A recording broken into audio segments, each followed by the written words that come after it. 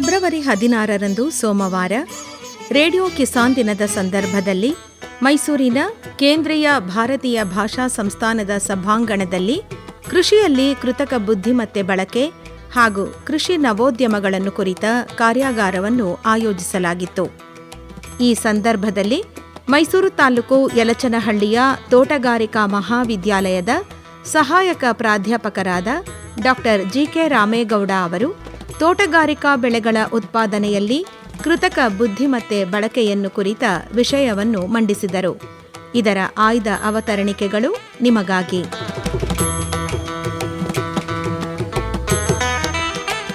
ಇವತ್ತು ನನಗೆ ಕೊಟ್ಟಂಥ ವಿಷಯ ಏನಪ್ಪ ಅಂದರೆ, ನಮ್ಮ ತೋಟಗಾರಿಕಾ ಉತ್ಪಾದನೆಯಲ್ಲಿ ಕೃತಕ ಬುದ್ಧಿಮತ್ತೆಯ ಪಾತ್ರ ಅಂತೇಳಿ ಭಾಳ ದೊಡ್ಡದಾದಂಥ ವಿಷಯ ಇದು.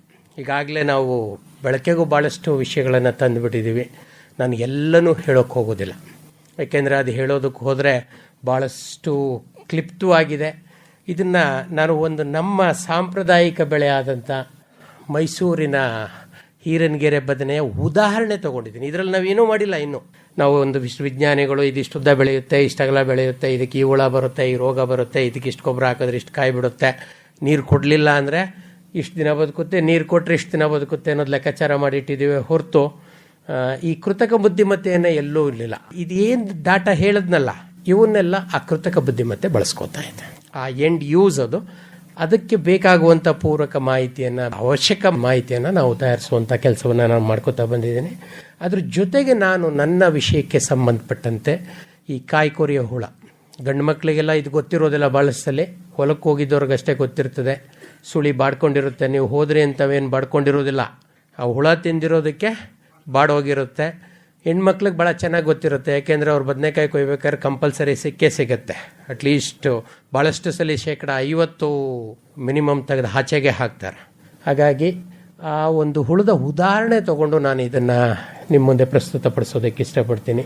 ಈ ಒಂದು ಕುಡಿ ಮತ್ತು ಕಾಯಿ ಕೊರೆಯುವಂಥ ಹುಳ, ಬದನೆಯ ಕುಡಿ ಮತ್ತು ಕಾಯಿ ಕೊರೆಯುವಂಥ ಹುಳ ನಿರ್ವಹಣೆಗೆ ನಮ್ಮಲ್ಲಿರುವಂಥ ತಂತ್ರಜ್ಞಾನ, ನಮ್ಮ ಕೃಷಿನಲ್ಲಿ ಅಥವಾ ನಮ್ಮ ಮೂಲಭೂತವಾಗಿ ಸಾಂಪ್ರದಾಯಿಕವಾಗಿ ನಮ್ಮ ರೈತರು ಕಲ್ತ್ಕೊಂಡಂಥ ವಿಜ್ಞಾನ ತಂತ್ರಜ್ಞಾನ ಏನಿದೆ ಅನ್ನೋದನ್ನು, ಮಾಹಿತಿಗಳನ್ನು ಇಲ್ಲಿ ನಿಮಗೆ ಹಂಚ್ಕೋತೀನಿ. ಸರಳ ವಿಧಾನ: ಪ್ರತಿ ಎಕರೆಗೆ 100 kg ಬೇವಿನ ಹಿಂಡಿಯನ್ನು ಹಾಕೋದು. ಕರೋನಾ ಬಂದಾಗ ನೀವೆಲ್ರಿಗೂ ಇದರ ಅರಿವಿದೆ. ಭಾಳಷ್ಟು ಜನ ಕರೋನಾದಲ್ಲಿ ಭಾಳ ಎಚ್ಚರಿಕೆ ತಗೊಂಡದಕ್ಕೋಸ್ಕರ ನಾವೆಲ್ಲ ಇಲ್ಲಿದ್ದೀವಿ, ಇಲ್ಲ ಅಂದರೆ ಈ ಸಭೆಗೆ ನಾವ್ಯಾರು ಬರ್ತಿರಲಿಲ್ಲ. ಆ ಕಾರಣದಿಂದ ಇದು ಒಂದು ಭಾಳ ಇದು ಇಲ್ಲೇನು ಮಾಡುತ್ತೆ, ಈ ಒಂದು ಕೀಟದ ದಾಳಿಯನ್ನು ತಡ್ಕೊಳ್ಳುವ ಒಂದು ಸಾಮರ್ಥ್ಯವನ್ನು, ಇಮ್ಯುನಿಟಿಯನ್ನು ಆ ಗಿಡಕ್ಕೆ ಒದಗಿಸ್ತದೆ ಬೇವಿನ ಹಿಂಡಿ. ಅದರ ಜೊತೆಗೆ ಇನ್ನೊಂದು ಪ್ರಮುಖ ಅಂಶ, ಇದು ಸಾಂಪ್ರದಾಯಿಕವಾಗಿ ನಮ್ಮ ಪರಂಪರಾಗತವಾಗಿ ನಮ್ಮ ರೈತರುಗಳಲ್ಲೂ ಕೂಡ ಬಂದಿದೆ. ಬೆಳೆ ಇದೆ ಅಂತೇಳ್ಬಿಟ್ಟು ಮೈಸೂರಿನಲ್ಲಿ ಬದನೆಕಾಯಿಗೆ ಭಾಳ ವಿಶೇಷವಾದ ಬೆಳೆ ಮೈಸೂರಿನ, ಅದು ನಮ್ಮ ಹೀರನಗೆರೆ ಬದನೆಕಾಯಿಗೆ ವಿಶೇಷವಾದ ಬೇಡಿಕೆ. ನೀವು ನಮ್ಮ KR ಮಾರ್ಕೆಟ್ಗೆ ಹೋಗಿ, ಅವ್ರು ಯಾರೋ ಬದನೆಕಾಯಿ ಅಂತ ಮಾರೋದಿಲ್ಲ, ತಗೊಳ್ಳಿ ಸರ್ ವಾಂಗಿಬಾತ್ ಅಂತಾರೆ. ಹೋಗಿ ನೋಡಿ, ಬೇಕಂದ್ರೆ ಪ್ರಯತ್ನ ಮಾಡಿ ನೋಡಿ. ಈಗ ಒಂದು ವಾರದ ಕೆಳಗೆ ಸುಮ್ಮನೆ ಯಾವಾಗಾದರೂ ಟೈಮ್ ಸಿಕ್ಕಾಗಿ ಹಿಂಗೆ ಸುಮ್ಮನೆ ನಾನೇನು ತರಕಾರಿ ತೊಗೊಳಕ್ಕೆ ಹೋಗೋದಿಲ್ಲ, ನೋಡ್ಕೊಂಬರೋದಕ್ಕೆ ಹೇಗಿದೆ, ರೈತರು ಹೇಗಿದ್ದಾರೆ, ಮಾರಾಟಗಾರರು ಹೇಗಿದ್ದಾರೆ, ಗ್ರಾಹಕರು ಹೇಗಿದ್ದಾರೆ ಅಂತ ನೋಡೋದಕ್ಕೆ ಹೋಗ್ತಾ ಇರ್ತೀನಿ. ವಾಂಗಿಬಾತ್ ತೊಗೊಳ್ಳಿ ಅಂದಾಗ ನನಗೂ ಆಶ್ಚರ್ಯ ಅನ್ನಿಸ್ತು. ಮೇ ಬಿ ವಾಂಗಿಬಾತಿಗೆ ಇದು ನಮ್ಮ ವಿಶೇಷವಾದಂಥ ಸೂಕ್ತವಾದಂಥ ತಳಿ, ಹಾಗಾಗಿ ಅವರು ವಾಂಗಿಬಾತ್ ಅಂತಾರೆ. ಬದನೆಗೆ ಬೆಲೆ ಇದೆ ಅಂತೇಳಿ ಅಥವಾ ಬೇಡಿಕೆ ಇದೆ ಅಂತೇಳಿ ನಾವು ಬದನೆ ನಂತರ ಬೆತ್ತನೆ ಬೆಳೆದ್ರೆ ನಮ್ಮ ಕಾಯಿ ಕೊರೆಯೋ ಹುಳ ನಮ್ಮ ತೋಟ ಬಿಟ್ಟು ಎಲ್ಲೂ ಹೋಗೋದೇ ಇಲ್ಲ, ನಮ್ಮಲ್ಲೇ ಪರ್ಮನೆಂಟಾಗಿ ಟೆಂಟ್ ಹಾಕೊಂಡು ಇದ್ಬಿಡ್ತದೆ. ಅದ್ರ ಜೊತೆಗೆ ಇನ್ನೂ ಒಂದು, ಇನ್ನು 2 ತಿಂಗಳು 3 ತಿಂಗಳು ಗ್ಯಾಪ್ ಯಾಕೆ ಕೊಡೋದು, ಬೆಲೆ ಬದಲಾವಣೆ ಮಾಡೋದು ಯಾಕೆ ಅಂತೇಳಿ, ಕಬ್ಬು ಬೆಳೆದಂಗೆ ಕೂಳೆ ಬೆಳೆದಂಗೆ ಬೆಳಿಬೋದು, ಅದರ ಬೆಳೆನಲ್ಲಿ ಅವಕಾಶ ಇದೆ, ಬೆಳೆಯೋಣ ಅಂತೇಳ್ಬಿಟ್ಟು ಕೂಳೆನೂ ಬೆಳಿತೀವಿ. ನಮ್ಮ ಹುಳ ಇಲ್ಲೇ ಇರೋಣ ಅಂತೇಳಿ ಅದು ಉಳ್ಕೊಂಡ್ಬಿಡುತ್ತೆ. ಅದನ್ನು ಮಾಡೋದು ಬೇಡ. ಈ ಪೋಷಕಾಂಶಗಳ ವ್ಯತ್ಯಾಸಗಳಾದರೆ ನಮ್ಮ ಬೆಳೆ ಈ ಕೀಟಕ್ಕೆ ದಾಳಿಗೆ ಭಾಳ ವಿಶೇಷವಾಗಿ ಹೆಚ್ಚಾಗಿ ತುತ್ತಾಗುತ್ತೆ. ಅದನ್ನು ತಡೆಗಟ್ಟೋದಕ್ಕೆ ಸಮಗ್ರ ಪೋಷಕಾಂಶ ನಿರ್ವಹಣೆನ ಮಾಡಬೇಕು. ಅದರಲ್ಲೂ ವಿಶೇಷವಾಗಿ ಹಿತಮಿತವಾಗಿ ಸಾರಜನಕವನ್ನು ಹಿತಮಿತವಾಗಿ ಕೊಡಬೇಕು. ಮತ್ತು ಈ ಪೊಟ್ಯಾಷ್ ಗೊಬ್ಬರವನ್ನು ದ್ವಿಗುಣ ಮಾಡೋದ್ರಿಂದ ಅದಕ್ಕೆ ಈ ಕೀಟವನ್ನು ನಿರೋಧಿಸುವಂಥ ಶಕ್ತಿ ಬರುತ್ತೆ ಬೈ ಡಿಫಾಲ್ಟ್. ಇನ್ನೊಂದು ವಿಜ್ಞಾನ ಕಂಡುಹಿಡ್ಕೊಂಡಿರೋದು ಅಂದರೆ, ಇತ್ತೀಚೆಗೆ ಕಳೆ ಜಾಸ್ತಿ ಆಯಿತು, ಕೆಲಸ ಮಾಡೋದಕ್ಕೆ ಕಾಳುಗಳಿಲ್ಲ, ಮತ್ತು ಆ ಕಳ ಕಸ ಮೊದಲಾದರೆ ದನ ಕರುಗಳಿಗೆ ಅಂತೇಳಿ ಕಳೆ ಕಿತ್ಕೋತಾ ಇದ್ರು. ಈಗ ಮನೆಯಲ್ಲಿ ದನ ಕರುಗಳು ಇಲ್ಲ, ಜನಗಳೇ ಇಲ್ಲ, ಇನ್ನು ದನ ಕರುಗಳು ಎಲ್ಲಿಂದ ಬರಬೇಕು? ಕೃಷಿನಲ್ಲಿ ಪ್ರಮುಖವಾಗಿ ಬೇಕಾಗಿರೋದು ದನ, ಜನ ಎರಡೂ ಇಲ್ಲ ಇವತ್ತು. ಕೃಷಿ ಮಾಡ್ತಾ ಇದ್ದೀವಿ. ಅದಕ್ಕೇ ಇವತ್ತು ಆ ಕೃತಕ ಬುದ್ಧಿಮತ್ತೆ ಭಾಳ ಪ್ರಮುಖ ಪಾತ್ರ ವಹಿಸ್ತಾ ಇದೆ. ಅವೆರಡರನ್ನ ಕೊರತೆಯನ್ನು ನೀಗಿಸೋದಕ್ಕೆ ಇದರ ಅವಶ್ಯಕತೆ ಇದೆ. ವಿಧಿ ಇಲ್ಲ, ನಾವು ಹೋಗಲೇಬೇಕು. ಸದ್ಯಕ್ಕೆ ನಾವು ಜನಗಳು ಇಲ್ಲದೇನೆ ಕೂಡ ಈ ಕೃತಕ ಬುದ್ಧಿಮತ್ತೆ ಬಳಸ್ಕೊಂಡು ಹ್ಯಾಕ್ ಕೃಷಿ ಮಾಡೋದು ಅನ್ನೋದ್ರ ಕಡೆ ನಮ್ಮ ಪ್ರಯತ್ನ ಮಾಡೋಣ. ಈಗಿರೋ ಸ್ಥಿತಿಗೆ ತಕ್ಕ ಹಾಗೆ ಈ ಮಲ್ಚಿಂಗ್ ಹಾಳೆನ ತಂದರು. ಮಲ್ಚಿಂಗ್ ಹಾಳೆ ಏನು ಅಂದರೆ ನೀರಿನ ಕೊರತೆ ಇತ್ತು ನಮಗೆ, ಆ ನೀರಿನ ಕೊರತೆಯನ್ನು ನೀಗಿಸೋದು ಮತ್ತು ಕಳೆ ಹೇರಳವಾಗಿ ಬೆಳೆಯೋದನ್ನು ತಪ್ಪಿಸೋದು, ಇವೆರಡಕ್ಕೋಸ್ಕರ ಇದು ಮಾಡೋದು. ಇದನ್ನು ಮಾಡಿದಾಗ ಏನಾಯಿತು, ನಮ್ಮ ಈ ಒಂದು ಬದನೆಕಾಯಿ ಕೊರಿಕೋದ ಹುಳುವುದು ಹಾವಳಿ ಈ ಮಲ್ಚಿಂಗ್ ಇದ್ದಂಥ ಪ್ರದೇಶಗಳಲ್ಲಿ ಅಥವಾ ತಾಕಗಳಲ್ಲಿ ಅದರ ಮಲ್ಟಿಪ್ಲಿಕೇಶನ್ ರೇಟ್ ಕಡಿಮೆ ಆಗಿರೋದು ನಮ್ಮ ವಿಜ್ಞಾನಕ್ಕೆ ಗೊತ್ತಾಗಿದೆ. ಅದನ್ನು ದಾಖಲಿಸ್ಕೊಂಡು ಇಟ್ಕೊಂಡಿದ್ದೀವಿ ನಾವು. ಈ ಮಾಮೂಲಿ ಮಣ್ಣಿಗೆ ಕಂಪೇರ್ ಮಾಡಿದ್ರೆ ಮಲ್ಚಿಂಗ್ ಹಾಳೆ ಹಾಕಿರುವಂಥ ಜಾಗದಲ್ಲಿ ಇದರ ಹಾವಳಿ ಕಡಿಮೆ. ಇದನ್ನು ಮತ್ತೆ ಇನ್ನೊಂದು ಹಿಂದೆ ನಮ್ಮ ಕವಿಗಳು ಸಹ ನಮ್ಮ ಸಾಮಾಜಿಕ ಇದಕ್ಕೋಸ್ಕರ ಬರೆದಿದ್ರು, ಬೆಳಕಿಗೆ ಆಕರ್ಷಿತವಾಗುವಂಥ ಗುಣ ನಮ್ಮ ಪತಂಗಗಳಿಗಿದೆ. ಅದನ್ನು ಬಳಸ್ಕೊಂಡು ಈ ಕೀಟಗಳನ್ನು ನಿರ್ವಹಣೆ ಮಾಡ್ಬೋದು ಅಂತೇಳಿ ಭಾಳ ವಿಸ್ತಾರ 80-90ರ ದಶಕದಲ್ಲಿ ಭಾಳಷ್ಟು ಥೀಸಿಸ್ಗಳು ನೀವು ಯಾವುದೇ ತೆಗೆದ್ರೂ ಕೂಡ ನಮ್ಮ ಕೀಟ ವಿಜ್ಞಾನದ್ದು ಯಾವ್ಯಾವ ಪತಂಗ ಬೆಳಕಿಗೆ ಆಕರ್ಷಿತವಾಗ್ತವೆ ಅನ್ನೋದನ್ನು ಭಾಳ ವಿವರವಾಗಿದ್ದರಲ್ಲ. ಅದರಲ್ಲಿ ನಮ್ಮ ಈ ಪತಂಗ ಭಾಳ ಇತ್ತೀಚಿನ ದಿನಗಳಲ್ಲಿ ಕಳೆದ ದಶಕದಲ್ಲಿ ನಮ್ಮ ಸೋಲಾರ್ ಬೆಳಕಿನ ಬೆಳೆಗಳು ಭಾಳ ಮುನ್ನೆಲೆಗೆ ಬಂದವು. ಭಾಳ ಅತ್ಯಂತ ಪರಿಣಾಮಕಾರಿಯಾಗಿ ನನ್ನದೇ ಕೆಲವು ರೈತರುಗಳು ಸುಮಾರು 50-60 ಸಿಂಪರಣೆಗಳನ್ನು ಒಂದು ಬೆಳೆ ಬದನೆಗೆ ಮಾಡ್ತಾ ಇದ್ದವರು 6-7 ಬೆಲೆಗೆ 10 ಗುಣ ಅದನ್ನು ಕಡಿಮೆ ಮಾಡಿದ್ದಾರೆ. ಅದಕ್ಕೆ ಕೀಟನಾಶಕಗಳಿಂದ ಅಷ್ಟು ಪರಿಣಾಮಕಾರಿ ಅಲ್ಲ, ಆದರೆ ದುರಾದೃಷ್ಟ ಕೀಟನಾಶಕದಿಂದ ಏನೋ ಪರಿಹಾರ ಸಿಕ್ಬಿಡ್ತದೆ ಅಂತೇಳಿ ಅನಿವಾರ್ಯವಾಗಿ ಅದಕ್ಕೆ ಬಳಸ್ಕೊಂಡು ತಪ್ಪು ಮಾಡ್ಕೋತಾ ಹೋಗಿದ್ರು. ಅದು ಇದರಿಂದ ಸಹಾಯ ಆಗಿದೆ. ಅದ್ರ ಜೊತೆಗೆ ಮೋಹಕ ಬಲೆನೂ ಇದೆ. ಈ ಮೋಹಕ ಬಲೆ ಬರೀ ಗಂಡು ಹುಳುಗಳನ್ನು ಮಾತ್ರ ಅಲ್ಲಿ ತೆಗೆದಾಕ್ಬಿಡುತ್ತೆ. ಗಂಡು ಹುಳುಗಳು ಕಡಿಮೆ ಆಯಿತು ಅಂತಂದರೆ ಹೆಣ್ಣು ಹುಳುಗೆ ಅದರ ಸಂಪರ್ಕ ಮಿಲನ ಆಗದೇನೆ ಅದರ ವಂಶಾಭಿವೃದ್ಧಿ ಕಡಿಮೆ ಆಗ್ತದೆ. ಇದು ಭಾಳ ಅತ್ಯಂತ ಪರಿಣಾಮಕಾರಿಯಾದಂಥ ವಿಧಾನಗಳು. ಕೆಲವೊಂದು ಸಲ ಅದಕ್ಕಿರುವಂಥ ವಿಜ್ಞಾನ ಏನು ಹೇಳುತ್ತೆ, ನಮ್ಮ ಬದನೆ ತೋಟದಲ್ಲಿ ಕುಡಿ ಮತ್ತು ಕಾಯಿ ಕೊರೆಯುವಂಥ ಹುಳ ಇದೆಯಾ ಇಲ್ವಾ ಅಂತ ಗುರುತಿಸ್ಕೊಳ್ಳೋದಕ್ಕೆ ಒಂದು ಬೆಳಕಿನ ಬೆಲೆ 4 ಮೋಹಕ ಬೆಲೆ ಸಾಕು ಒಂದು ಎಕರೆಗೆ. ಗುರುತಿಸ್ಕೊಳ್ಳೋದಕ್ಕೆ, ಅದು ನಿರ್ವಹಣೆಗಲ್ಲ. ನೀವೇನಾದರೂ ಬೇರೆ ಅದಕ್ಕೆ ಬೇರೆ ಕ್ರಮ ಕೈಗೊಳ್ಳಬೇಕು. ಇಲ್ಲ ಅದನ್ನೇ ನಾನು ಬೇರೆ ಮಾಡೋದೇ ಇಲ್ಲ, ನಾನು ಸಾವಯವ ರಹಿತ, ನಾನು ಯಾವುದೇ ಪರಿಸರಕ್ಕೆ ದ್ರೋಹ ಮಾಡೋದಿಲ್ಲ ಅಥವಾ ಹಾನಿ ಮಾಡೋದಿಲ್ಲ, ನಾನು ನಿರುಪದ್ರವಿ ಜೀವಿ ಅಂತೇಳಿ ನೀವು ಅಂದ್ಕೊಂಡು ಏನೂ ಮಾಡದೆ ಅಥವಾ ಬೇರೆಯವ್ರ ರೀತಿ ಹೇಳಬೇಕು ಅಂದರೆ ಏನೋ ಸೋಮಾರಿ ರೈತ ಅಂದ್ಕೊಂಡ್ರಿ ಆ ಥರದಲ್ಲಿ ನಾನು ಕೃಷಿ ಮಾಡ್ತೀನಿ ಅಂದರೆ ಏನು ಖರ್ಚಿಲ್ವಲ್ಲ, ಆರಾಮಾಗಿರ್ಬೋದು. 4 ಬೆಳಕಿನ ಬೆಲೆ 10 ಮೋಹಕ ಬೆಲೆ ಹಾಕಿದ್ರೆ ಅದು ಕೆಲಸ ಆಗುತ್ತೆ. ಅದನ್ನು ಬಿಟ್ಟರೆ ಇನ್ನೊಂದು ಅತ್ಯಂತ ಪರಿಣಾಮಕಾರಿಯಾದಂಥ ವಿಧಾನ ಅಂದರೆ ಪರತಂತ್ರ ಜೀವಿಗಳ ಬಳಕೆ. ಡಾಕ್ಟರ್ ಲೆಸ್ಲಿ ಸಿ ಕೋಲ್ಮನ್ ಅಂತೇಳಿ ನಮ್ಮ ಮೈಸೂರು ಸಂಸ್ಥಾನದ ಮೊದಲ ಕೃಷಿ ನಿರ್ದೇಶಕರವರು, ಕೀಟಶಾಸ್ತ್ರಜ್ಞರು, ತದನಂತರ ನಿರ್ದೇಶಕರು 1935ರಲ್ಲಿ ಕಟ್ಟಿದಂಥದ್ದು. ಭಾಳಷ್ಟು ಸಲ ನಮ್ಮ ಮೈಸೂರು ಪ್ರಾಂತ್ಯದ ರೈತರುಗಳಿಗೆ ಇನ್ನೂ ಸಹ ಗೊತ್ತಿಲ್ಲ.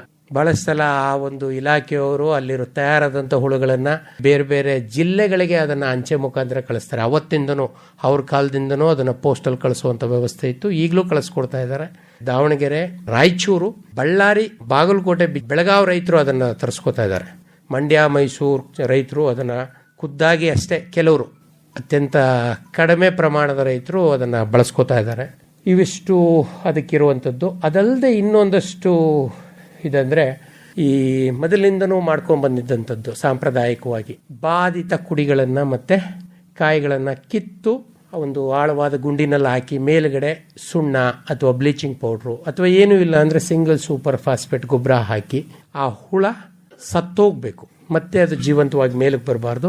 ಅದ್ರ ಮೇಲೆ ಮತ್ತೆ ಒಂದು 2 ಅಡಿಯಷ್ಟು ಮಣ್ಣನ್ನು ಮುಚ್ಚೋದು ಅತ್ಯಂತ ಪರಿಣಾಮಕಾರಿಯಾದಂಥ ವಿಧಾನ. ಇದರಿಂದ ಏನಾಗುತ್ತೆ, ನಮ್ಮಲ್ಲಿ ಕೀಟಗಳ ಅಭಿವೃದ್ಧಿ ಆಗೋದು ಕಡಿಮೆ ಆಗುತ್ತೆ. ಬಟ್ ಆದರೆ ನಮ್ಮಲ್ಲಿ ಏನು ಮಾಡ್ತಾ ಇದ್ದೀವಿ, ರೈತರು ಬೆಂಕಿ ಹಾಕಿ ಸುಡ್ತಾ ಇದ್ದೀರಿ, ದನಕ್ಕೆ ಮೇಯಿಸ್ತಾ ಇದ್ದೀರಿ, ಕೆಲವರು ತಿಪ್ಪೆಗೆ ಹಾಕ್ತಾ ಇದ್ದೀರಿ. ಇದು ಭಾಳ ಅನುಕೂಲ ಮಾಡಿಕೊಡ್ತಾ ಇರೋದು ನಮ್ಮ ಹುಳಕ್ಕೆ. ಖುಷಿಯಾಗಿದೆ ಅದು.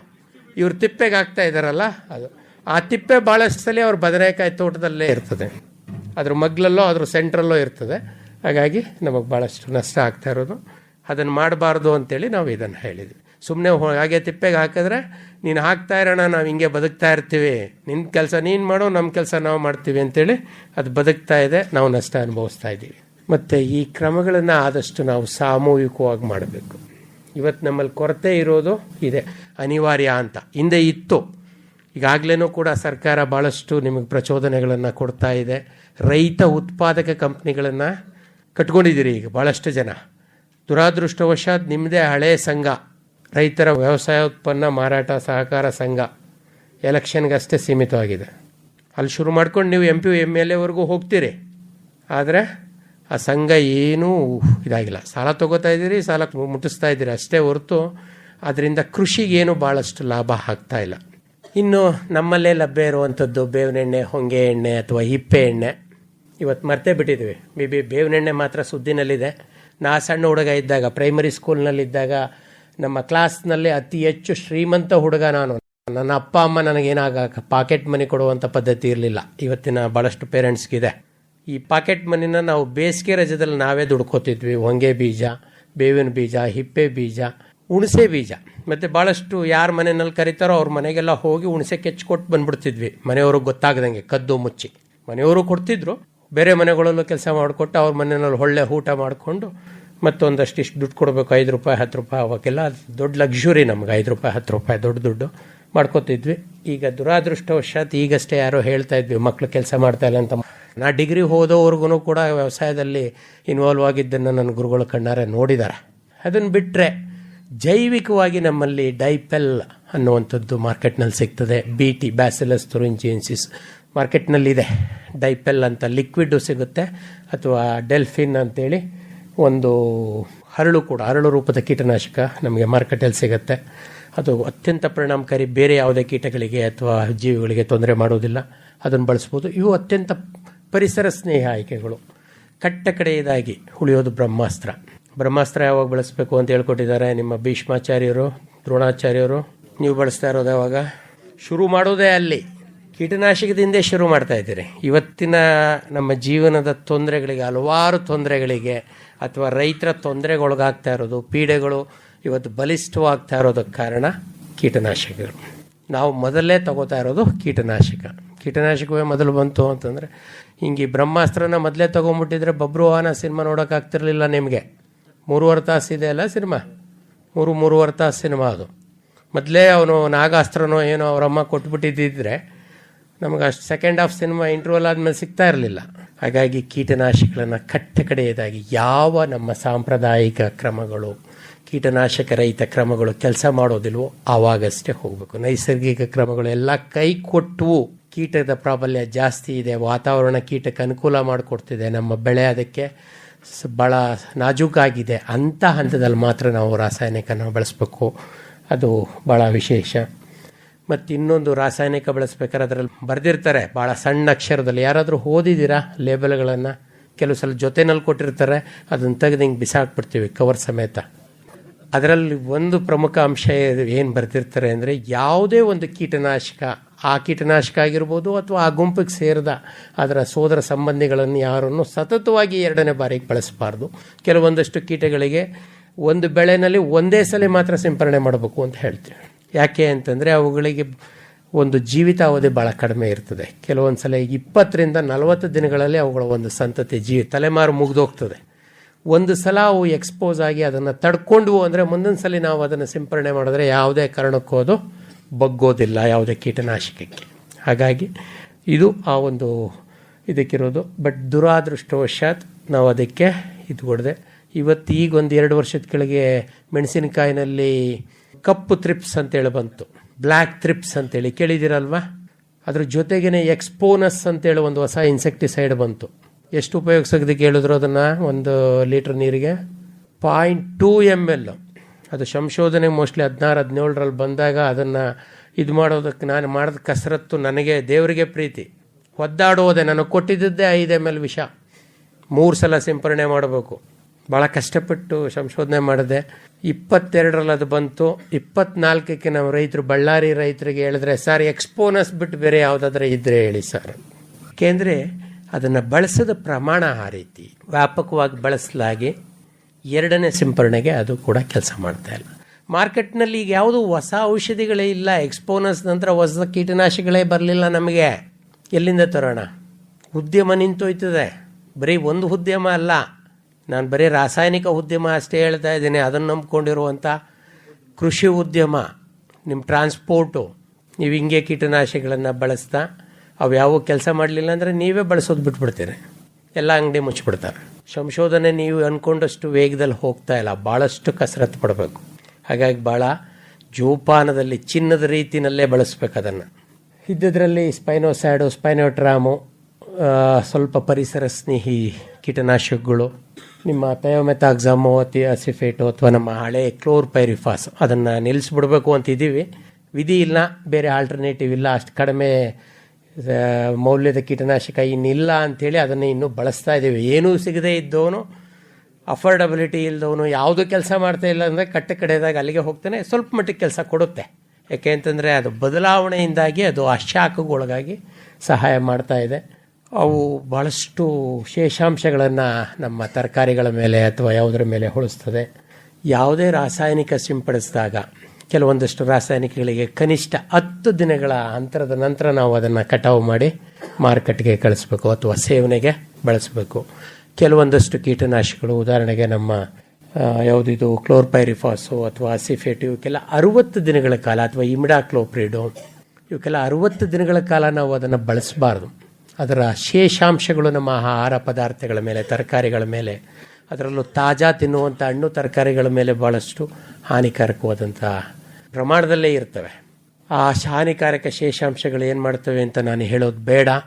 ಭಾಳಷ್ಟು ಸಲ ಅನುಭವಿಸ್ತಾ ಇದ್ದೀವಿ. ಈಗಾಗಲೇ ನಮ್ಮ ಸಮಾಜ ಭಾಳಷ್ಟು ತೊಂದರೆಗಳಿಗೆ ಒಳಗಾಗಿದೆ. ಬರೀ ನಾವಷ್ಟೇ ಅಲ್ಲ, ಭಾಳಷ್ಟು ಸಲ ನಿಮ್ಮ ದನ ಕರುಗಳು ಗಬ್ಬ ಕಟ್ಟೋದಿಲ್ಲ ಅಂತೇಳಿ ನಮ್ಮ ವೆಟರ್ನರಿ ಡಾಕ್ಟ್ರುಗಳು ಕೂಡ ಕಂಪ್ಲೇಂಟ್ ಮಾಡ್ತಾ ಇದ್ದಾರೆ. ಅದಕ್ಕೆಲ್ಲ ಮೂಲ ಕಾರಣ ಅವು ಬದನೆಕಾಯಿ ತಿಂದೇ ಇರ್ಬೋದು, ಇವಕ್ಕೆ ವಾಂಗಿಭಾತ್ ತಿನ್ನಿಸದೇ ಇರ್ಬೋದು, ಆದರೆ ಪರಿಸರದಲ್ಲಿ ಯಾವುದೋ ರೂಪದಲ್ಲಿ, ನೀರಿನ ರೂಪದಲ್ಲೋ, ಗೊಬ್ಬರದ ರೂಪದಲ್ಲೋ, ಕಳೆ ರೂಪದಲ್ಲೋ ಶೇಷಾಂಶಗಳು ಅವನ್ನು ಮುಟ್ತಾ ಇದ್ದಾವೆ. ಅದು ಮತ್ತು ಅದೇನು ಯಾವುದನ್ನು ಇಟ್ಕೊಳ್ಳೋದಿಲ್ಲ, ಪರಿಸರ ನಿಮಗೆ ವಾಪಸ್ ಕೊಡ್ತಾ ಇರುತ್ತೆ. ಭೂಮಿ ಯಾವುದನ್ನು ತನ್ನ ಒಳಗೆ ಇಟ್ಕೊಳ್ಳೋದಿಲ್ಲ, ರೂಪ ಪರಿವರ್ತನೆ ಮಾಡಿ ನಿಮಗೆ ಕೊಡ್ತಾಳೆ. ನೀವು ಬೀಜ ಹಾಕ್ತೀರಿ, ಬೆಳೆ ಮಾಡಿ ತರಕಾರಿನೋ ಹಣ್ಣೋ ಕಾಳೋ ಕಡ್ಡಿನೋ ಕೊಡ್ತದಲ್ಲ, ಮೇವು, ಹಾಗೆ ತಾನೇ ಕೊಡೋದು. ನೀವು ಹಾಕೋದು ಒಂದು ಸಣ್ಣ ಬೀಜ ಅಥವಾ ಮ್ಯಾಕ್ಸಿಮಮ್ ಒಂದು ಗೆಡ್ಡೆ, ಈ ಥರ ಬದಲಾವಣೆ ಮಾಡ್ತದೆ. ಇಲ್ಲೂ ಅದೇ ರೀತಿ ಆಗೋದು. ನಾವು ಈ ಹಾನಿಕಾರಕ ಕೀಟನಾಶಕಗಳನ್ನು ಹೆಚ್ಚಾಗಿ ಬಳಸಿದ್ರೆ ನಮಗೆ ತೊಂದರೆ. ಈಗಾಗಲೇ ಕ್ಯಾನ್ಸರ್ ಹಾಸ್ಪಿಟ್ಲನ್ನು ದುಪ್ಪಟ್ಟು ಮಾಡಬೇಕು ಅಂತಿದ್ದು. ಈಗ ಮೊದಲೆಲ್ಲ ಬರೀ ಬೆಂಗಳೂರಿನಲ್ಲಷ್ಟೇ ಇತ್ತು. ನಾನು ವಿದ್ಯಾರ್ಥಿ ಆಗಿದ್ದ ಕಾಲಕ್ಕೆ ಬರೀ ಬೆಂಗಳೂರಿನಲ್ಲಷ್ಟೇ ಕಿದ್ವಾಯಿ ಆಸ್ಪತ್ರೆ ಇತ್ತು. ಈಚೆಗೆ ಮೈಸೂರಲ್ಲೂ ಬಂದಿದೆ ಅಲ್ಲ, ಭಾರತ್ ಕಿದ್ವಾಯಿ ಆಸ್ಪತ್ರೆ ಮೈಸೂರಲ್ಲೂ ಇದೆ. ಪ್ರತಿ ಜಿಲ್ಲೆಗೂ ತೊಗೊಂಡು ಹೋಗಬೇಕು ಅಂತೇಳಿ ಸರ್ಕಾರದ ಯೋಚನೆ ಇದೆ. ನಿಮ್ಗೆ ಅನಿಸ್ಬೋದು ನಮ್ಮೂರಿಗೂ ಕಿದ್ವಾಯಿ ಹಾಸ್ಪಿಟ್ಲು ಬಂತು ಅಂತೇಳಿ. ಅದನ್ನು ಕಾಲರ್ ಎತ್ಕೊಂಡು ಹೇಳೋದಲ್ಲ. ಆ್ಯಕ್ಚುಲಿ ನಮ್ಮ ಸಮಾಜ ಅಥವಾ ನಾವು ಬೆಳೀತಾ ಇರುವ ಒಂದು ದುರಂತ ಕತೆ ಅದು. ಕಿದ್ವಾಯಿ ಹಾಸ್ಪಿಟ್ಲು ಬಂದದ್ದು ಮೀಸೆ ತಿರ್ಕೊಂಡು ಹೇಳುವಂಥ ವಿಚಾರ ಅಲ್ಲ. ಈ ಸ್ಟಾರ್ಟಪ್ ನವೋದ್ಯಮಗಳು ಅಂತ ಹೇಳಿದ್ರಲ್ಲ, ಈ ಪರತಂತ್ರ ಜೀವಿಗಳನ್ನು ಉತ್ಪಾದಿಸಿ ಅವುಗಳನ್ನು ಬಿಡುಗಡೆ ಮಾಡೋದಕ್ಕೆ ಭಾಳಷ್ಟು ಅವಕಾಶಗಳು ನಮಗಲ್ಲಿ ಹೇರಳವಾಗಿದ್ದಾವೆ. ಮತ್ತು ಈ ಬೇವಿನ ಎಣ್ಣೆನಲ್ಲಿ ಮಾರ್ಕೆಟಿನಲ್ಲಿ ಸಿಗೋದು ಕಚ್ಚಾ ಬೇವಿನ ಎಣ್ಣೆ ಬೇರೆ, ನಾವು ಬೀಜದಿಂದ ತಯಾರಿಸುವಂಥದ್ದು 3ರಿಂದ 5 ml ವರೆಗೆ ಬಳಸ್ಕೋಬೋದು. ಮಾರ್ಕೆಟಿನಲ್ಲಿ ಸಿಗೋದು ಅಜರ್ಡಕ್ಟಿನ್ ಅಂತೇಳಿ ಕೃತಕವಾಗಿ ನಾವು ತಯಾರಿಸಿರುವಂಥದ್ದು. ಬೇವಿನ ಬೀಜದ ಸುಮಾರು 60ಕ್ಕೂ ಮಿಗಿಲಾದ ಅಂಶಗಳಲ್ಲಿ ಒಂದು ಅಂಶ ಅಷ್ಟೇ. ಹಾಗಾಗಿ ಅದನ್ನೇ ನೀವು ಸತತವಾಗಿ ಅಜರ್ಡಕ್ಟಿನ್ನೇ ಹೊಡಿತು ಅಂತಂದರೆ ಅದಕ್ಕೂ ನಿರೋಧಕತೆ ಬರುವಂಥ ಸಾಧ್ಯತೆ ಹೆಚ್ಚಿದ್ದಾವೆ. ಆದರೆ ಕಚ್ಚಾ ಬೇವಿನ ಎಣ್ಣೆಯನ್ನು ಸಿಂಪಡಿಸಿದಾಗ ಆ ಒಂದು ಸಾಧ್ಯತೆ ತುಂಬ ಕಡಿಮೆ. ನೀರಿನಲ್ಲಿ ಅದನ್ನು ಮಿಕ್ಸ್ ಮಾಡೋದಕ್ಕಿಂತ ಮೊದಲೇ ಶಾಂಪು ಭಾಳ ಸರಳವಾಗಿ ಸಿಗುವಂಥದ್ದು. ಭಾಳಷ್ಟು ಜನ ನೀವು ಬಟ್ಟೆ ಸೋಪ್ ಹಾಕ್ತೀರಿ, ದಯವಿಟ್ಟು ಬಟ್ಟೆ ಸೋಪ್ ಹಾಕಬೇಡಿ. ನಮ್ಮ ಎಲೆಗಳು ಭಾಳ ಸೂಕ್ಷ್ಮ. ಇವತ್ತಿನ ಸೋಪ್ಗಳು ಭಾಳ ತೀಕ್ಷ್ಣವಾಗಿದ್ದಾವೆ. ನಿಮ್ಗೆ ಹಿಂಗೆ ಅಂದ ತಕ್ಷಣ ಪಳಪಳ ಅಂತ ಹೊಳೆಯುವಂಥ ಏನು ಹೊಳಬೇಕಲ್ವ ಬಟ್ಟೆ ಮೇಲೆ, ಹಂಗಿದ್ದಾಗ ನಮ್ಮ ಇದರಲ್ಲಿರುವಂಥ ಮೇಣ ಎಲ್ಲಿ ಕಿತ್ಕೊಂಡು ಎಲ್ಲೋಗ್ಬೋದು. ಅದಕ್ಕೇ ಆದಷ್ಟು ಶಾಂಪು ನಿಮ್ಮ ತಲೆ ಕೂದಲಿಗೆ ಏನು ಬಳಸ್ತಾರಲ್ಲ ಬೆಸ್ಟು. ಕಡಿಮೆ ದುಡ್ಡನ್ನು ತೊಗೊಂಡ್ರೆ ಇನ್ನೂ ಒಳ್ಳೆಯದೆ, ನಿಮ್ಮ ಜೇಬಿಗೂ ಭಾರ ಆಗೋದಿಲ್ಲ. ಅರ್ಧ ml ಶಾಂಪು, 3ರಿಂದ 5 ml ಬೇವಿನೆಣ್ಣೆ, ಕಚ್ಚಾ ಬೇವಿನೆಣ್ಣೆ. ಫಸ್ಟ್ ಇವೆರಡನ್ನು ತೊಗೊಂಡು ನಿಮಗೆ ಎಷ್ಟು ಲೀಟ್ರು ನೀರಿದೆಯೋ ಅದಕ್ಕೆ ಆ ಪ್ರಮಾಣದಲ್ಲಿ ಅಳತೆ ಮಾಡಿಕೊಂಡು ಅರ್ಧ ml ಶಾಂಪು, 3ರಿಂದ 5 ml ಬೇವಿನೆಣ್ಣೆ, ಕಚ್ಚಾ ಬೇವಿನೆಣ್ಣೆ ಇಲ್ಲ ಅಂದರೆ ಹೊಂಗೆ ಎಣ್ಣೆ ಅಥವಾ ಹಿಪ್ಪೆ ಎಣ್ಣೆ. ಇವು 3 ಸಿಕ್ಕಲಿಲ್ಲ ಅಂದರೆ ಕಟ್ಟ ಕಡೆಯದಾಗಿ ನಿಮ್ಮ ಹರಳೆಣ್ಣೆನೂ ಕೂಡ ಕೆಲಸ ಮಾಡುತ್ತೆ, ತಲೆಗೆ ಹಾಕೊಳ್ಳೋದು. 3ರಿಂದ 5 ml. 3 ಯಾವಾಗ ಅಂದರೆ ನಿಮ್ಮ ಬೆಳೆಗಳು ತುಂಬ ಸೂಕ್ಷ್ಮವಾಗಿದ್ದಾಗ, ಎಳೆ ಪ್ರಾಯದ ಗಿಡಗಳು ಅಥವಾ ನಮ್ಮ ಕುಂಬಳ ಜಾತಿ ತರಕಾರಿಗಳು, ಇಂಥ ಬೆಳೆಗಳಿಗೆ ನೀವು 3 ml ಹಾಕ್ಕೊಳ್ಳಿ. ಅಥವಾ ಎಳೆ ಪ್ರಾಯದ ಇನ್ನು ತಿಂಗಳು ಸಸಿ ಮಡಿನಲ್ಲಿರುವಂಥವಕ್ಕೆ 3 ml ಸಾಕು. ಬಲತ್ ಗಿಡಗಳು, ಮಾವಿನ ಎಲೆ ಅಥವಾ ತೆಂಗು ಇಂಥ ಬೆಳೆಗಳಿಗೆ 5 ml, ಅಥವಾ ಮೆಣಸಿನಕಾಯಿ ಇಂಥವಕ್ಕೆ 5 ml ಬಾಳೆಗಳಿಗೂ ಹಾಕೋಬೋದು. ಬಾಳೆ ಮೇಲೆ ಅಷ್ಟು ಈಸಿಯಾಗಿ ಕೂತ್ಕೊಳ್ಳೋದಿಲ್ಲ. ಬಾಳೆ ಮೇಲೆ ಅದರದೇ ಆದಂಥ ವ್ಯಾಕ್ಸ್ ಇರುತ್ತೆ, ಅದಕ್ಕೆ ಬೇರೆ ಸ್ಟಿಕ್ಕರ್ ಒಂದು ಎಕ್ಸ್ಟ್ರಾ ಹಾಕೋಬೇಕು. ಅವನ್ನೆಲ್ಲ ಗಮ್ ಹಾಕ್ಕೊಂಡೇ ನೀವು ಸಿಂಪರಣೆ ಮಾಡಬೇಕು, ಇಲ್ಲ ಅಂದರೆ ಕೆಲಸ ಮಾಡೋದಿಲ್ಲ. ಅದನ್ನು ಹಾಕ್ಕೊಂಡು ಫಸ್ಟು ಎಣ್ಣೆ ಶಾಂಪು ಚೆನ್ನಾಗಿ ಕುಲ್ಕಿದ್ರೆ ನಿಮಗೊಂದು ರೀತಿ ಹಾಲಿನ ರೀತಿ ಆಗುತ್ತೆ. ಆ ನಂತರ ನೀವು ಅದನ್ನು ನೀರಿಗೆ ಹಾಕಬೇಕು. ಇಲ್ಲ ಅಂದರೆ ಎಣ್ಣೆ ಮೇಲಿರುತ್ತೆ, ನೀರು ಕೆಳಗಿರುತ್ತೆ. ಫಸ್ಟ್ ಎಲ್ಲ ಗಿಡಗಳಿಗೆ ಬರೀ ನೀರು ಹೊಡೆದ್ಬಿಟ್ಟು ನಾನು ಎಣ್ಣೆ ಹೊಡೆದೀನಿ ಅಂತ ಹೇಳ್ಕೊಬಂದ್ಬಿಡ್ತೀರಿ ನೀವು. ಒಂದು ಬಾಟ್ಲು ತಗೊಳ್ಳಿ, ಅದಕ್ಕೆ ಫಸ್ಟು ಶಾಂಪೂ ಹಾಕಿ, ಒಂದು ನಿಮಗೆ 10 ಲೀಟ್ರು ಬೇಕು, 10 ಲೀಟ್ರಿಗೆ ಒಂದು 5 ml ಶಾಂಪೂ ಹಾಕಿ, ಇದು ಒಂದು 5-10 50 ml ಬೇವಿನ ಎಣ್ಣೆ ಹಾಕಿ ಅಥವಾ ಹರಳೆಣ್ಣೆ ಹಾಕಿ, ಹೊಂಗೆ ಎಣ್ಣೆ ಹಾಕಿ ಚೆನ್ನಾಗಿ ಶೇಕ್ ಮಾಡಿ ನಂತರ ನೀರಿಗೆ ಹಾಕಿ ಈಸಿಯಾಗಿ ಸಿಂಪರಣೆ ಆಗ್ತದೆ. ನಿಮ್ಗೆ ನೀವು ಅಂಟುವಾಳ ಹಾಕ್ತೀವಿ ಅಂದರೆ ಅದಿನ್ನೂ ಒಳ್ಳೆಯದೇ. ಇನ್ಫ್ಯಾಕ್ಟ್ ಹಿಂದೆ ಎಲ್ಲ ಮಾಡ್ತಾ ಇದ್ದದ್ದೇ ಅದು. ಅಂಟುವಾಳ ನೀವು ಬಳಸ್ತಾ ಇಲ್ಲ ಅನ್ನೋಕ್ಕೋಸ್ಕರ ಶಾಂಪೂ ಬಂದದ್ದು. ಇಷ್ಟೆಲ್ಲ ಪದ್ಧತಿಗಳಿದ್ದಾವೆ, ಬಟ್ ಅವೂ ಕೂಡ ಕೆಲವೊಂದು ಸಲ ನಮಗೆ ಯಾಕೋ ನನಗೆ ಇವತ್ತು ಸಮಾಧಾನ ಇಲ್ಲ ಅಂತೇಳಿ ಕೈ ಎತ್ತಿಬಿಡ್ತು. ವಾತಾವರಣದ ಬೆಳೆ ಪರಿಸ್ಥಿತಿ ಕೈ ಕೊಟ್ಟಾಗ ಬರೀ ನಮ್ಮ ಕುಡಿ ಮತ್ತು ಕಾಯಿ ಕೊರೆಯೋ ಹುಳ ಅಷ್ಟೇ ಇರೋದಿಲ್ಲ. ಸಾಧಾರಣವಾಗಿ ನಮ್ಮ ಕುಡಿ ಮತ್ತು ಕಾಯಿ ಕೊರೆಯುವಂಥ ಹುಳ ಮುಂಗಾರಿನಲ್ಲಿ ಭಾಳ ದೊಡ್ಡ ಹವಾ ಕ್ರಿಯೇಟ್ ಮಾಡ್ತದೆ. ಬೆಳೆ ನಂದೇ ಅಂತ ಹೇಳ್ತದೆ. ನೀವೇನಾದರೂ ಒಂದು ವಾರ ತೋಟಕ್ಕೆ ಹೋಗಲಿಲ್ಲ ಅಂದರೆ, ಅಂಥ ಟೈಮ್ನಲ್ಲಿ ಮಳೆ ಬರಲಿಲ್ಲ ಅಂತಂದರೆ ಬಿಳಿ ನೊಣ ಇದು ಬೆಳೆ ನಂದೇ ಅಂತ ಬರುತ್ತೆ, ಕೆಂಪು ಜೇಡ್ರ ನುಷಿ ಬರುತ್ತೆ. ವಾತಾವರಣ ನೋಡ್ಕೊಂಡು ಬರುವಂಥದ್ದು ಇವೆಲ್ಲ ಬೆಳೆ. ಹಸಿರು ಜಿಗಿ ಹುಳ ಬಂತು ಅಂದ್ರೆ ಅದ್ರ ಜೊತೆಗೆ ಒಂದಷ್ಟು ವೈರಸ್ಸನ್ನು ಕರ್ಕೊಂಬರ್ಬಿಡೋದು. ವಾತಾವರಣ ಬಂತು ಹೆಂಗಿತ್ತು ಹಾಗೆ ಇವಾಗ ಶುರು ಆಗ್ತವೆ. ಕೆಲವೊಂದು ಸಲ ನಾವು ಕಡಿಮೆ ಸಾರಜನಕ ಕೊಡಿ ಅಂತ ಹೇಳಿದ್ವಿ ಅಂತೇಳಿ ನೀವು ಕಡಿಮೆ ಸಾರಜನಕ ಕೊಟ್ಟರೆ ನೀರು ತುಂಬ ಹಸಿ ಇರುತ್ತೆ. ಮಳೆಗಾಲದಲ್ಲಿ ನೀರಲ್ಲಿ ಕರಗಿ ಹೋಗಿ ನೀವು ಇಲ್ಲ ಹಾಕಿರ್ತೀರಿ ಕಬಿನಿ ಕಾವೇರಿ ತೀರದಲ್ಲಿ, ಅದು ಅಲ್ಲಿ ತಮಿಳ್ನಾಡಿನ ಶ್ರೀರಂಗಮಲ್ಲಿ ಹೋಗಿ ಖುಷಿ ಪಡ್ತಾ ಇರುತ್ತೆ. ಇಲ್ಲಿ ಬೆಳೆ ಮೈಸೂರಿನ ವಾಂಗಿಬಾತ್ನಲ್ಲಿ ಆ ರುಚಿ ಸಿಗೋದೇ ಇಲ್ಲ ನಮಗೆ. ಅವಾಗ ನಿಮ್ಗೆ ಸಂಕಟ ಆಗ್ತಾ ಇರುತ್ತೆ. ಹಾಗಾಗಿ ಅದನ್ನು ಸ್ವಲ್ಪ ನಾವು ಕಾಳಜಿಯಿಂದ ನೋಡ್ಕೋಬೇಕು. ಇದೆಲ್ಲ ನಮಗೆ ಕೆಲವೊಂದು ಸಲ ಕಷ್ಟ ಆಗುತ್ತೆ. ಇಂಥವುಗಳನ್ನು ಸಹಾಯ ಮಾಡೋದಕ್ಕೆ ನಮಗೆ ಈ ಕೃತಕ ಬುದ್ಧಿಮತ್ತೆ ಬೇಕು, ಆ ಸಿಚುಯೇಷನನ್ನು ಇದು ಮಾಡ್ಕೊಳ್ಳೋದಕ್ಕೆ. ಇನ್ನು ಬೆಳಕಿನ ಬೆಳೆ ಭಾಳ ಚೆನ್ನಾಗಿ ಕೆಲಸ ಮಾಡುತ್ತೆ ಅಂತೇಳಿ ಹೇಳಿದೆ ನಾನು ನಿಮಗೆ. ನನ್ನದೇ ರೈತರುಗಳು 10% ಸಿಂಪರಣೆ ಮಾಡ್ತಿದ್ದವ್ರು 1 ಸಿಂಪರಣೆ ಕಡಿಮೆ ಮಾಡಿಕೊಂಡ್ರು. ಆದರೆ ಹುಣ್ಮೇಲೆ ಕೆಲಸ ಮಾಡೋದಿಲ್ಲ ಅಂತ ಕಂಪ್ಲೇಂಟ್. ಯಾಕೆಂದರೆ ಅವ್ರು ಚಿತ್ರದುರ್ಗದವರು. ಸರ್, ಆ ಹುಣ್ಮೆ ದಿನ ಭಾಳಷ್ಟು ಇದ್ವು, ಟ್ರ್ಯಾಪ್ನಲ್ಲಿ 1 ಹುಳ ಬಿದ್ದಿಲ್ಲ. ಯಾಕೆ ಅಂತಂದರೆ ಹೊರಗಡೆ ಚಂದ್ರ ಅಷ್ಟು ಪಳ ಅಂತ ಮಿಂಚುತ್ತಾ ಇದ್ದರೆ ಇವಕ್ಕೆ ಗೊತ್ತಾಗೋದಿಲ್ಲ. ನಾ ಚಂದ್ರನದಷ್ಟೇ ಎಕ್ಸಾಂಪಲ್ ಕೊಟ್ಟೆ. ಬಟ್ ದುರಾದೃಷ್ಟ ಇವತ್ತು ನಮ್ಮಲ್ಲಿ ರಾತ್ರಿ ಹೊತ್ತು ಕರೆಂಟ್ ಕೊಡೋದು, ರಾತ್ರಿ ಹೊತ್ತು ನೀರಾಯಿಸುವಂಥ ಯೋಜನೆ ಇರೋದರಿಂದ ಪಂಪ್ ಹೌಸ್ಗಳು ಮತ್ತು ಹೋಟೆಲ್ಗಳು, ಟ್ರ್ಯಾಕ್ಟ್ರುಗಳು, ನೈಟ್ ಕೆಲಸ ಮಾಡುವಂಥ ಟ್ರ್ಯಾಕ್ಟ್ರುಗಳು ಈ ಒಂದು ಬೆಳಕಿನ ಬೆಲೆಯ ಪರಿಣಾಮವನ್ನು ಕಡಿಮೆ ಮಾಡಿದೆ. ಅದ್ರ ಜೊತೆಗೆ ಮಲೆನಾಡು ಕಡೆ ಹೋದರೆ ರೆಸಾರ್ಟ್ಗಳು ಕೂಡ ಜಾಸ್ತಿ ಆಗಿಬಿಟ್ಟಿದ್ದಾವೆ. ರಾತ್ರಿ 8 ಗಂಟೆಯಿಂದ 11 ಗಂಟೆ ಗಂಟ ವ್ಯಾಪಾರ ಮಾಡುವಂಥ ಹೋಟೆಲ್ಗಳಷ್ಟೇ ಇದ್ದಾವೆ. ಅವರು 100 ರೂಪಾಯಿ ವ್ಯಾಪಾರ ಆದರೆ 150 ರೂಪಾಯಿನ ಲೈಟ್ ಹಾಕಿರ್ತಾರೆ. ನಮ್ಮ ಇದಕ್ಕೆ ತೊಂದರೆ ಆಗ್ತಾ ಇರೋದು ಅಂಥದ್ದೇ ಒಂದು ತೊಂದರೆ. ನಮ್ಮ ಇನ್ನೊಂದು ಹುಳ ಬಸವನ ಹುಳ ಬಗ್ಗೆ ಕೇಳಿದಿರಲ್ಲ.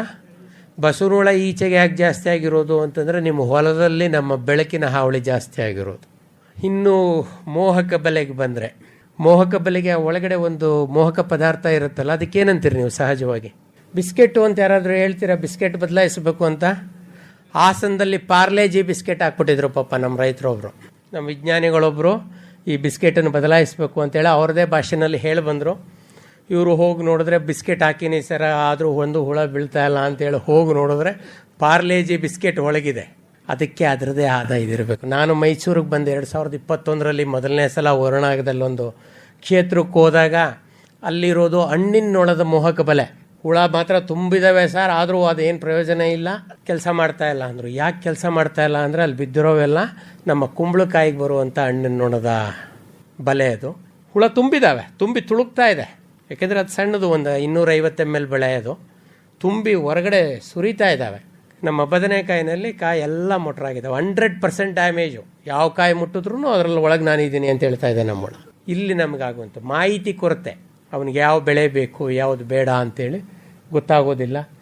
ಮತ್ತು ಇನ್ನೊಂದು, ಈ ಮೋಹಕ ಬಲೆಗಳನ್ನು ನಾವು ಸ್ಥಾಪಿಸಿದಾಗ ಯೂಶಲಿ ಬೆಳೆಯಿಂದ 1 ಅಡಿ ಎತ್ತರದಲ್ಲಿ ನಾವು ಈ ಮೋಹಕ ಬಲೆನ ಸ್ಥಾಪಿಸಬೇಕು.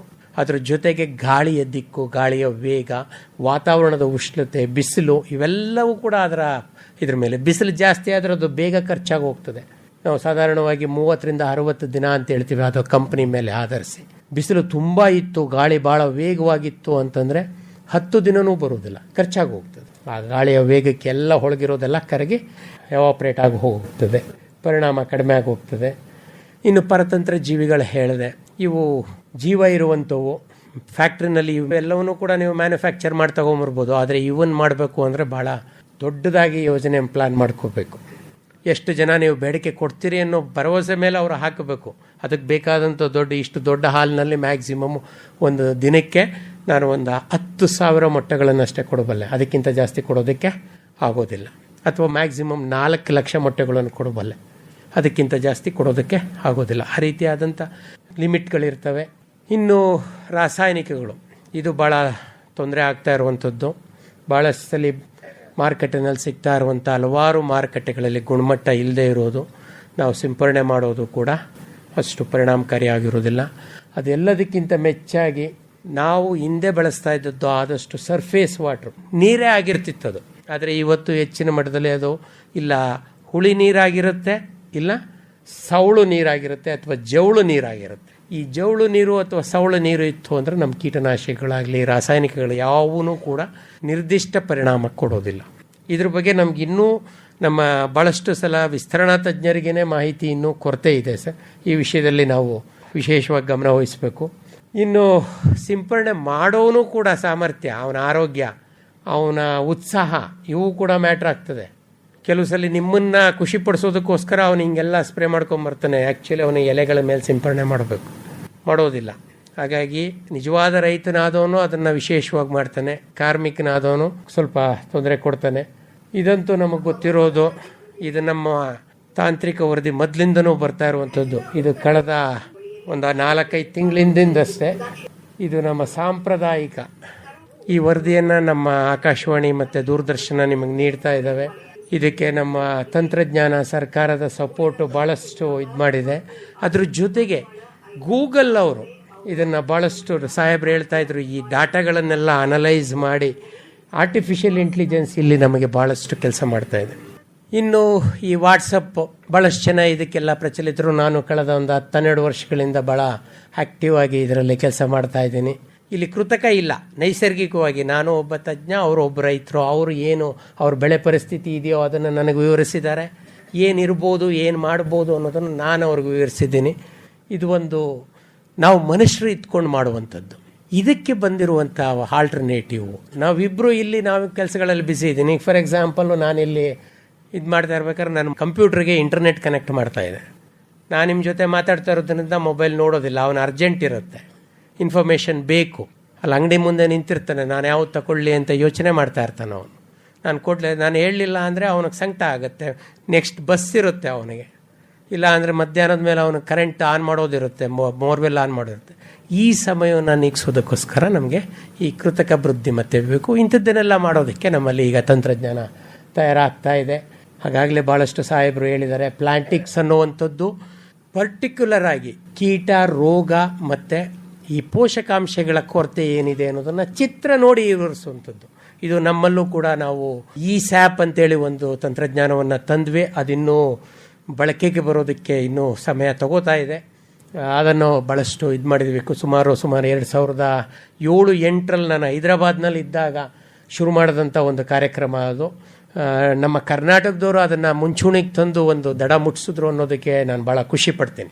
ಆರಂಭ ನಾವು ಈ ಕ್ರಿಸ್ಯಾಟ್ನಲ್ಲಿ ಶುರು ಮಾಡಿದ್ರೂ ಅದನ್ನು ದಡ ಮುಟ್ಟಿಸಿದವರು ನಮ್ಮ ರಾಯಚೂರು ಮತ್ತು ಬೆಂಗಳೂರಿನ ನನ್ನ ಕೀಟತಜ್ಞದ ಗುರುಗಳು ಮತ್ತು ಸ್ನೇಹಿತರು. ಅದರ ನಂತರ ನಮ್ಮ ಕಿಸಾನ್ ಮತ್ತು ಕಿಸಾನ್ ಮಿತ್ರ ಅನ್ನೋದು ನಮ್ಮ ಸರ್ಕಾರದಿಂದ ಅಲ್ಲಿ ಸಿಗುವಂಥ ಕೃಷಿ ಯೋಜನೆಗಳ ಬಗ್ಗೆ ಮಾಹಿತಿ ನೀಡುವಂಥ ತಂತ್ರಜ್ಞಾನಗಳು ಈಗಾಗಲೇ ನಮಗೆ ಸಾಮಾನ್ಯ ರೈತನಿಗೆ ಅಥವಾ ಪ್ರಜೆಗೆ ಸಿಗುವಂಥ ಇದುಗಳು. ಅದೇ ರೀತಿ ಇನ್ನೂ ಹಲವಾರು ತಂತ್ರಜ್ಞಾನಗಳು ಇದ್ದಾವೆ. ಅದ್ರ ಜೊತೆ ಒಂದೇ ಒಂದು ತಂತ್ರಜ್ಞಾನಗಳನ್ನು ನಾನು ನಿಮಗೆ ಹೇಳ್ತೀನಿ.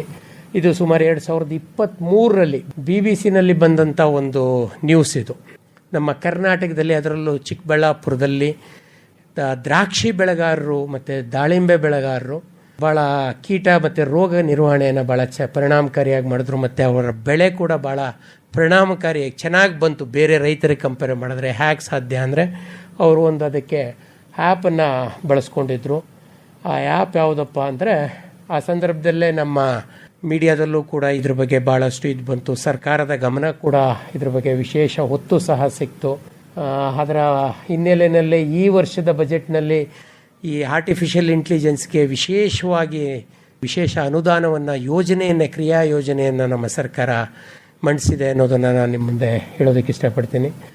ಮತ್ತು ಈ ಒಂದು ಫಸಲ್ ಅನ್ನುವಂಥ ಒಂದು ತಂತ್ರಜ್ಞಾನವನ್ನು ಆರ್ಟಿಫಿಷಿಯಲ್ ಇಂಟೆಲಿಜೆನ್ಸು ಇರುವಂಥ ಒಂದು ಇಂಗ್ರೀಡಿಯೆಂಟ್ಸ್ ಏನಪ್ಪ ಅಂತಂದರೆ, ಮಣ್ಣಿನಲ್ಲಿ ಇರುವಂಥ ತೇವಾಂಶ ಹೇಗಿದೆ, ಮಣ್ಣಿನಲ್ಲಿ ಉಷ್ಣಾಂಶ ಹೇಗಿದೆ, ವಾತಾವರಣದಲ್ಲಿ ತೇವಾಂಶ, ಗಾಳಿಯ ವೇಗ, ಉಷ್ಣಾಂಶ ಹೇಗಿದೆ, ಮೇಲುಗಡೆ ದೊಡ್ಡ ವಾತಾವರಣ ಅಂದರೆ ಇಡೀ ಭೂಮಂಡಲದಲ್ಲಿ ಹೇಗಿದೆಯೋ ಅದು ನನ್ನ ಊರಿಗೆ ಸಂಬಂಧಪಟ್ಟಾಗೆ ಹೇಗಿದೆ ವಾತಾವರಣ, ಆ ಎಲ್ಲ ಡಾಟನ ಕಲೆಕ್ಟ್ ಮಾಡಿಕೊಂಡು ಆ ಒಂದು ಬೆಳೆಗೆ ಅದನ್ನು ಮತ್ತು ಆ ಲೊಕೇಶನ್ಗೆ ಸೆಟ್ಟಿಂಗ್ ಮಾಡಿ ಇಟ್ಟಿರ್ತಾರೆ.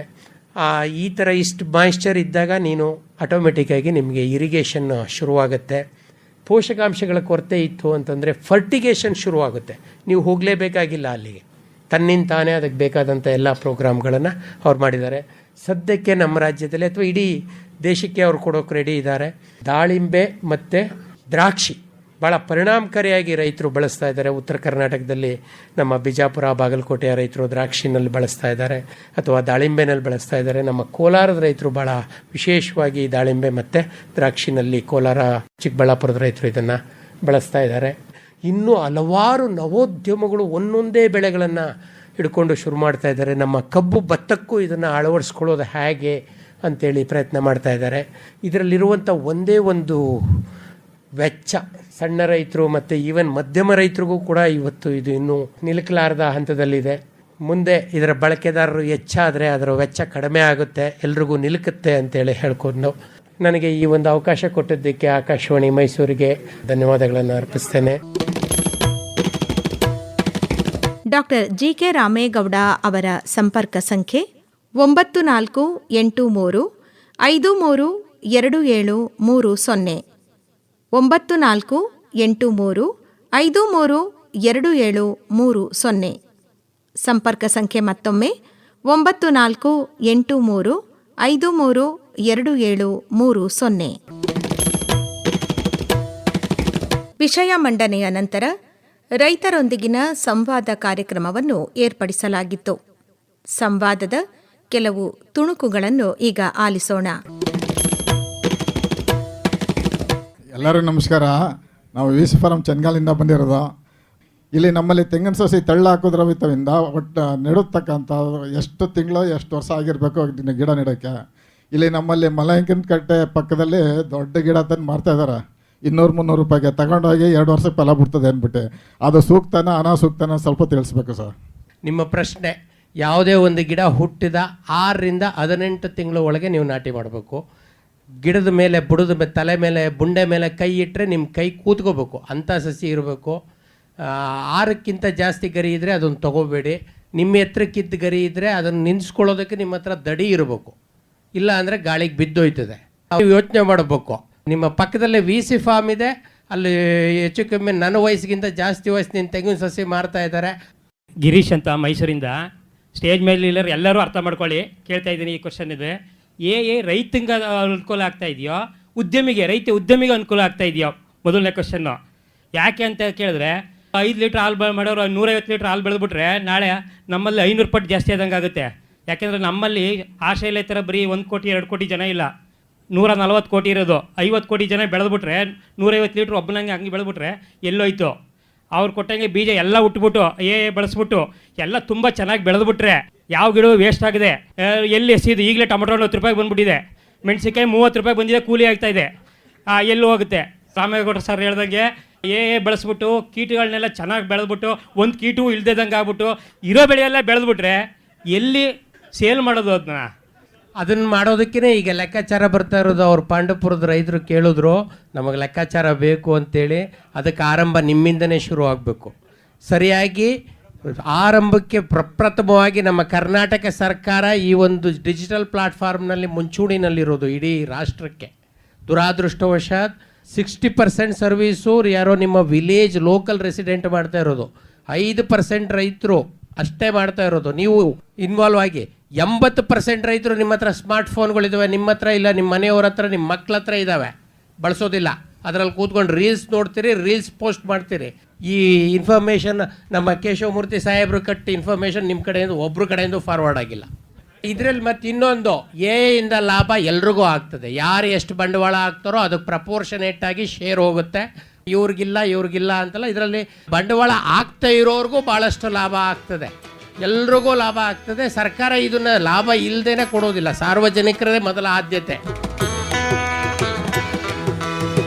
ಫೆಬ್ರವರಿ 16ರಂದು ರೇಡಿಯೋ ಕಿಸಾನ್ ದಿನದ ಸಂದರ್ಭದಲ್ಲಿ ಕೃಷಿಯಲ್ಲಿ ಕೃತಕ ಬುದ್ಧಿಮತ್ತೆ ಬಳಕೆ ಹಾಗೂ ಕೃಷಿ ನವೋದ್ಯಮಗಳನ್ನು ಕುರಿತ ಕಾರ್ಯಾಗಾರದಲ್ಲಿ ಮೈಸೂರು ತಾಲೂಕು ಯಲಚನಹಳ್ಳಿಯ ತೋಟಗಾರಿಕಾ ಮಹಾವಿದ್ಯಾಲಯದ ಸಹಾಯಕ ಪ್ರಾಧ್ಯಾಪಕರಾದ ಡಾಕ್ಟರ್ ಜಿಕೆ ರಾಮೇಗೌಡ ಅವರು ತೋಟಗಾರಿಕಾ ಬೆಳೆಗಳ ಉತ್ಪಾದನೆಯಲ್ಲಿ ಕೃತಕ ಬುದ್ಧಿಮತ್ತೆ ಬಳಕೆಯನ್ನು ಕುರಿತ ವಿಷಯವನ್ನು ಮಂಡಿಸಿದರು. ಇದರ ಆಯ್ದ ಭಾಗಗಳನ್ನು ಇದುವರೆಗೆ ಆಲಿಸಿದಿರಿ.